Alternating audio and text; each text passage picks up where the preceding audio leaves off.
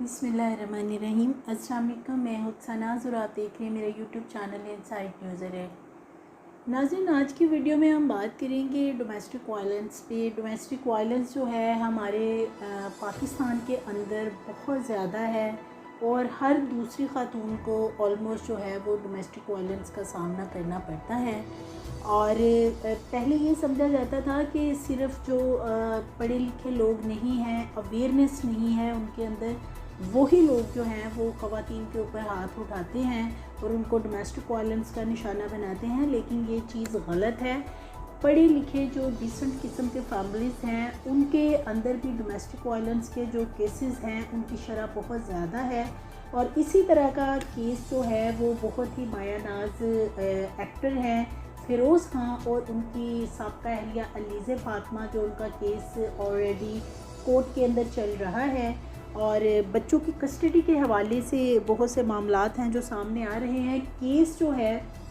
एक नया रुख अब इख्तियार कर चुका है, क्योंकि पहले अलीज़े फ़ातिमा जो एक्स वाइफ है फ़िरोज़ खां की, उन्होंने जब ये आज से 2 साल पहले क्लेम किया था कि उनको डोमेस्टिक वायलेंस का सामना है, फ़िरोज़ खां की तरफ से उनको ज़हनी और जिस्मानी तौर पे टॉर्चर किया जाता है, तो तब किसी ने अलीज़े फ़ातिमा की बात पर ध्यान नहीं दिया। और जैसे कि अमूमन हर दूसरे घर में ये डोमेस्टिक वायलेंस हो रहा होता है और जब बताया जाता है फैमिलीज़ के अंदर तो उसको इग्नोर कर दिया जाता है, इंटरेस्ट नहीं लिया जाता इन चीज़ों में। और बात जब बहुत आगे बढ़ जाती है तो फिर जो है इन चीज़ों के बारे में सोचा जाता है। और कुछ ऐसा ही मामला हुआ है यहाँ पे अलीज़े फ़ातिमा के साथ के पहले, जब 2 साल पहले फ़िरोज़ खान ने ये तमाम मामलात शुरू किए तो अलीज़े ने मेडिकल जो है वो अपनी रिपोर्ट्स भी बनवाई और मुतलका जो उनका थाना था वहाँ भी उन्होंने जाके रिपोर्ट जो है वो जमा करवाई और उनसे कंप्लेन की कि उनको डोमेस्टिक वायलेंस का निशाना बनाया गया है फ़िरोज़ खां की तरफ से। और क्या हुआ कि फिर उन पे बहुत ज़्यादा दबाव डाला गया लीज़े पे कि उसका घर ख़राब हो जाएगा और उसका डाइवोर्स वगैरह की उसको थ्रेट्स दी गई, जिसके बाद उसने अपनी ज़ुबान बंद कर ली। लेकिन जैसे ही अदालत के अंदर फ़िरोज़ खान ने बच्चों की हवालगी से हवाले से केस जो है वो दायर किया तो अदालत का ये कहना था कि बच्चे जो है चूँकि कस्टडी जो है वो फ़िरोज़ खां मांग रहे थे, तो अलीज़े फ़ातिमा जो है उस अदालत को बारहा बताती रही कि बच्चे जो हैं वो फ़िरोज़ खां के पास किसी तौर पे भी कंफर्ट नहीं रहेंगी, उनकी परवरिश ठीक नहीं हो सकेगी, उनको ज़हनी और जिस्मानी तौर पे टॉर्चर का निशाना बनाया जाएगा, जैसे कि मुझे बनाया जाता रहा गुज़श्ता 4 साल से। तो अदालत का ये कहना था कि आपके पास ऐसे क्या प्रूफ हैं कि आपको डेफ़िनेटली जब अदालत में कोई केस वगैरह लेके जाते हैं तो प्रूफ्स के ऊपर बात होती है, कानूनी जो मामलात हैं वो उसके मुताबिक ही हल किए जाते हैं। तो अलीज़े फ़ातिमा की तरफ से जो प्रूफ जमा करवाए गए, बहुत ज़्यादा उनको तशद्दुद का निशाना बनाया जाता रहा। तस्वीर जो हैं तशद्दुद ज़्यादा बहुत ज़्यादा सोशल मीडिया पे वायरल हैं, सामने आई हैं, जो अदालत के अंदर जमा करवाई गई और बहुत ही बदतरीन तशद्दुद का जो फ़िरोज़ खान उनको निशाना बनाते रहे हैं। और इसी तरह जो फ़िरोज़ खान है दूसरी तरफ, अब उन्होंने भी ठान ली है कि अगर अलीज़े ने ये तस्वीर और जो प्रूफ वगैरह डेट्स के साथ अदालत के अंदर जमा करवा दिए हैं तो अब क्या होगा कि वो भी लीगल नोटिस जो है मज़ीद उन्हें भिजवाएंगे। ज़ुबान बंदी जो है अलीज़े की करवाने के लिए उन पे जितना भी प्रेशर बिल्ड किया जाएगा वो करेंगे। और दूसरे नंबर पे बच्चे भी इसीलिए फ़िरोज़ खान लेना चाहते थे अलीज़े से कि किसी तरीके से वो बच्चे छीन लूँ और उसकी ज़ुबान बंद रहे। ये जो वायलेंस ज़हनी और जिस्मानी तौर पे बनाया जाता था अलीज़े को, उसके बारे में कोई बात सामने ना आए, क्योंकि फ़िरोज़ खान जो है वो फेम के लिए जो है वो कुछ भी कर सकते हैं, ड्रामों के लिए कुछ भी कर सकते हैं, लेकिन हमने देखा है कि अपनी फैमिली के लिए जो है वो कुछ करते नज़र नहीं आ रहे हैं। फ़िरोज़ खान अगर हम ये कहें कि एक झूठे इंसान हैं तो इसमें कोई कबाहत नहीं होगी। कोर्ट में आकर भी उन्होंने 2-3 हेयरिंग्स के अंदर गलत बयानी की और कहा कि अलीज़े जो है वो एक बेवफा औरत है और ज़हनी मरीज़ा है और बच्चे जो हैं इसके पास किसी तौर पे भी महफूज नहीं है, अकेली रहने को तरजीह देती है। क्या इसकी तरजीहात हैं कि जो ये अकेला रहना पसंद करती। संगीन इल्ज़ामात आयद किए थे और जैसे ही अब हम देखते हैं फ़िरोज़ खान के इल्ज़ामात और ये तशद्दुद ज़दा जो तस्वीर हैं, साथ साथ आपको फुटेजेस दिखाएंगे। अलीज़े के को जो शदीद वायलेंस का निशाना बनाया जाता रहा है, रिपोर्ट्स मंजर आम पे हैं। ज़ख्मों के आप वाज़ेह नाज़िर निशान देख सकते हैं। 2020 में पहली दफ़ा तशद्दुद का निशाना बनाया गया अलीज़े फ़ातिमा को, और उसके बाद ये सिलसिला जो है ये अभी तक जारी रहा, जब तक ये डाइवोर्स का मामला सितंबर 2022 में इनका नहीं हो गया। ये सब करने के बाद बच्चों की हवालगी का फ़िरोज़ का मुतालबा जो था वो इसीलिए था कि अलीज़े फ़ातिमा से बच्चे भी ले लिए जाएं और किसी तरीके से वो अपनी ज़ुबान बंद रखे। मेंटेनेंस की अगर बात करें, और अलीज़े की फ़ैमिली जो है, हमने देखा है जैसे कि वो अदालत में आती रही है, मेंटेनेंस का मुतालबा किया गया 1-1 लाख रुपए का, लेकिन फ़िरोज़ खान जो है वो अभी तक जो है अपनी ज़िद पे, अपनी अना पे जो है वो अड़े हुए हैं। वो कहते हैं कि जी 20,000 रुपये से मैंने 1 रुपया भी ज़्यादा नहीं देना। जैसे कि हम अपनी पिछली वीडियोज़ में भी आपको ये चीज़ें बता चुके हैं कि फ़िरोज़ खान जो हैं वो 20,000 रुपये में सिर्फ चाहते हैं कि उनके बच्चों की महाना परवरिश होती रहे। हालांकि आजकल के दौर में जितनी महंगाई है और छोटे बच्चे जिनके बहुत ज़्यादा अखराजात होते हैं, 20,000 रुपये बहुत कम हैं। उन्होंने अगर हम देखते हैं फ़िरोज़ खान जो हैं कोर्ट के अंदर जब आते हैं तो बहुत ही एक घुमंड और वही अकड़ उनके अंदर पाई जाती है, जो कि डे 1 से उनके अंदर नज़र आ रही है। और मेडिकल और तशद्दुद की रिपोर्ट्स सामने आने के बाद भी फ़िरोज़ खान जो हैं वो अपनी इन हरकतों से बाज नहीं आए और अपनी बड़ी अजीबोगरीब सी पोस्ट जो हैं वो सोशल मीडिया पे लगा रहे हैं कि जैसे वो इन चीज़ों को बॉदर ही नहीं करते। इवन के उनके जो साथी फ़नकार हैं, जो बिलखुसूस फ़ीमेल फ़नकार आए, जो अदाकाराएँ हैं जो उनके साथ काम करती रही हैं, उन्होंने भी फ़िरोज़ खान को अब आड़े हाथों लिया है अलीज़े की तशद्दुद वाली तस्वीर देखने के बाद कि कितना बेईमाना तरीके से तशद्दुद किया जाता था कि जिस्म पे काले और नीले किस्म के निशान जो हैं बाजुओं पे, चेहरे पे, चेस्ट पे, और कुछ ऐसी वीडियोस भी हैं कि जो दिखाई नहीं जा सकती, कि इस तरह की भी वायलेंस की वीडियोस और तस्वीर जो हैं वो मौजूद हैं। तो जो इनकी साथी अदाकाराएँ हैं फ़िरोज़ खान की, वो भी उन्होंने भी काफ़ी धुलाई की है सोशल मीडिया पे आके फ़िरोज़ खान की। फ़नकारों ने साइको का लक़ब दिया है फ़िरोज़ खान को, और अलीज़े का साथ तमाम साथी जो अदाकार हैं फ़िरोज़ के, उन्होंने अलीज़े का साथ देने का फ़ैसला किया और ये भी डिमांड की है कि बैन कर दिया जाए फ़िरोज़ खान को ड्रामा इंडस्ट्री से और इसको जेल में डाल के सज़ा दी जाए। किस किस्म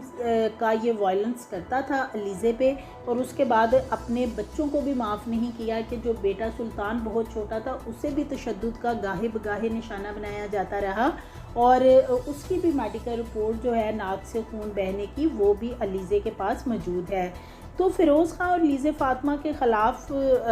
जो है अब आगे हैं मैदान में, और अलीज़े फ़ातिमा की तरफ से जो प्रूफ बतौर एविडेंस अदालत के अंदर जमा करवाए गए हैं, उनके बाद फ़िरोज़ खान जो है अब उनका कहना है, जो उन्होंने एक सोशल मीडिया पे पोस्ट शेयर की, कि अब वो फर्दर जो है वो लीगली नोटिस और लीगली जो कार्रवाई है वो करने जा रहे हैं अलीज़े के ख़िलाफ़, और उन्होंने अपनी लीगल टीम जो है उनको फ्री हैंड दे दिया है। यानी अब अलीज़े फ़ातिमा को ज़ुबान बंद करवाने के लिए मज़ीद उन पे इल्ज़ाम तराशी की जाएगी, जिस तरह के पहले भी इल्ज़ाम तराशी की गई कि सोशल मीडिया पे आके मेरी करैक्टर असैसिनेशन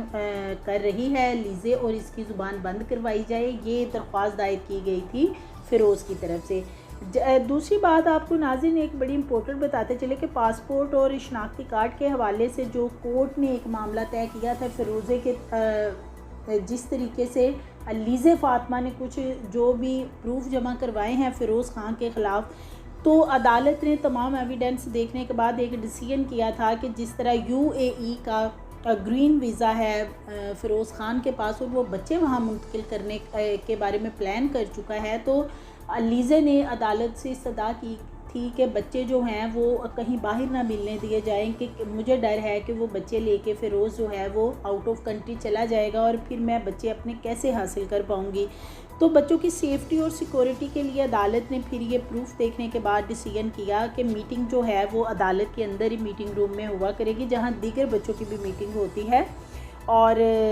उसके साथ साथ जब भी मुलाकात होगी शनाख्ती कार्ड और पासपोर्ट जो है वो फ़िरोज़ ख़ान को अदालत के अंदर पहले जमा करवाना होगा। और जब वो 1.5 घंटा 12 से 1.5 बजे तक मुलाकात कर लिया करेंगे, उसके बाद वो अपना पासपोर्ट और शनाख्ती कार्ड अदालत से वापस लेके तो फिर वापस चले जाया करेंगे। लेकिन अब फ़िरोज़ ख़ान इस मामले में भी कोई